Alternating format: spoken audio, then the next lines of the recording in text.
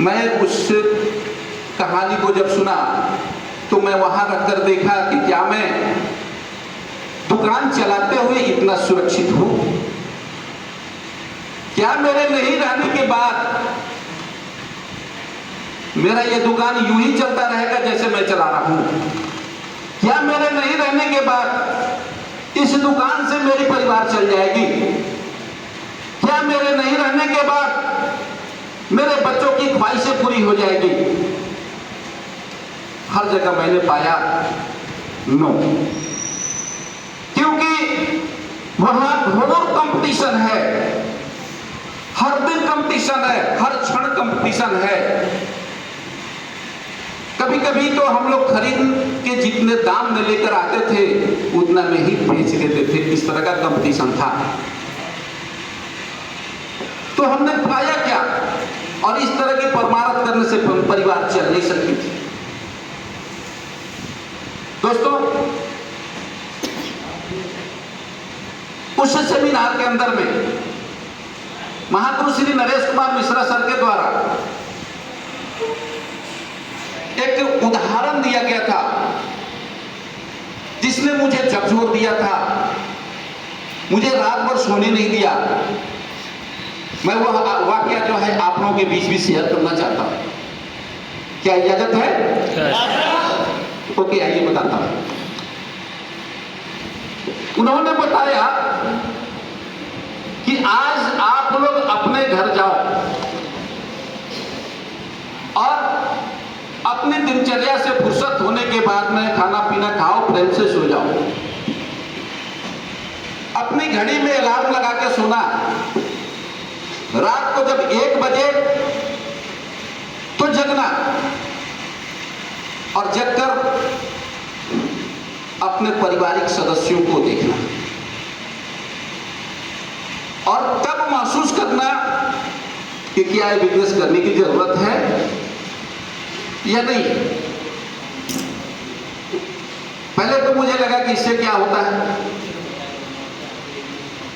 सब मस्त खा के पी के सो रहे हैं, सोए हुए व्यक्ति को देखने से भला क्या होने वाला है। लेकिन मैंने अपने आप को रोक नहीं पाया और मैं देखा।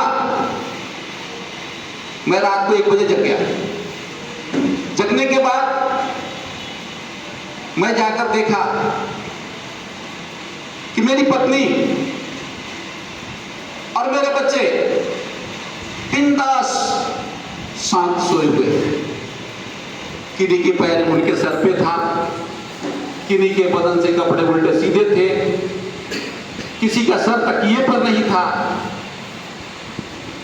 परंतु मजे की बात यह थी कि सब खर्राटे लेके सो रहे थे।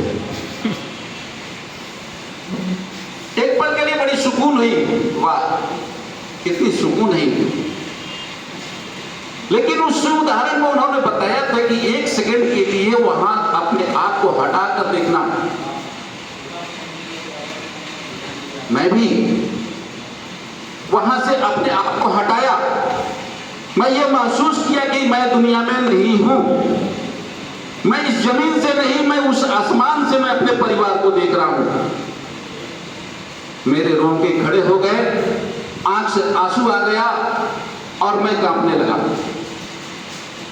क्योंकि मुझे लगने लगा कि क्या मैं नहीं रहूंगा तो मेरी पत्नी इतनी चैन से सो पाएगी? क्या ये बच्चे इतने मजे में जो खाना पीना खाकर सो रहे हैं ये सोएंगे? मेरा एक ही बेटा है, सबका बेटा राजा दुलारा होता है, मेरा भी बेटा राजा दुलारा है। इस उम्र में उसे वो दुकान चलाना पड़ेगा जिससे मैं संतुष्ट नहीं हूं। रोजी को लक्ष्मी कहा जाता है, उसकी शिकायत नहीं करनी चाहिए। लेकिन मैं वहां से संतुष्ट नहीं था, तो उस जगह पे अपने बेटे को कभी लेके जाने का इच्छा नहीं रखता था। मैं चाहता था कि मेरा खूब बेटा पढ़े, खूब नाम कमाए, बड़ा आदमी बने। लेकिन मैं जिंदा रहूंगा तो जैसे तैसे करके बना लूंगा। अगर मैं ना रहूं तो मेरा बेटा क्या उस दुकान को चला के अपनी जिंदगी बदल सकता है? जवाब में ना मिला। मैं अपनी इन बेटियों को डॉक्टर इंजीनियर बनाने की ख्वाब देख रहा हूं। क्या मेरे नहीं रहने पर ये बन पाएंगे? जवाब मिला ना। और मैं एक और बात बता दूं कि उस समय तक मेरे माताजी और पिताजी का देहांत हो चुका था और मैं 2 भाई हूं, दोनों भाई के बीच बंटवारा हो चुका था। जिनकी बंटवारा हो गई है, मैं ईश्वर से दुआ करूंगा कि उनकी फिर से जुड़ जाए, और जिनकी नहीं हुई है उनकी हो ही नहीं। लेकिन यह परम सत्य है, एक न एक दिन तो बंटना होता है। जिस भाई से अथाह मोहब्बत था, बंटवारा होने के बाद पता चला कि कितना मोहब्बत था। कहीं न कहीं किसी न किसी चीज में नुक्स निकलने लगा और मन दुखी होने लगा, उनसे विश्वास कम होता गया। मैं एक पल के लिए देखा कि अगर मैं ना रहूं तो वो मेरा भाई भी मेरे बीवी बच्चों को पूछने के लिए तैयार नहीं होगा।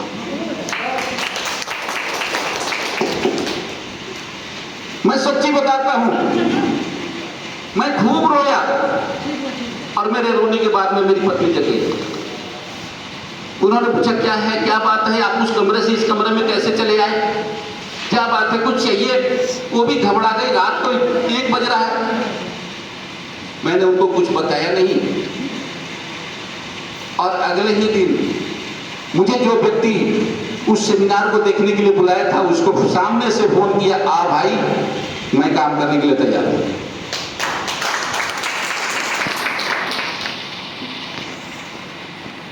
इसी दरमियान जब मुझे मेरे सामने सवालों की झड़ी लग रही थी,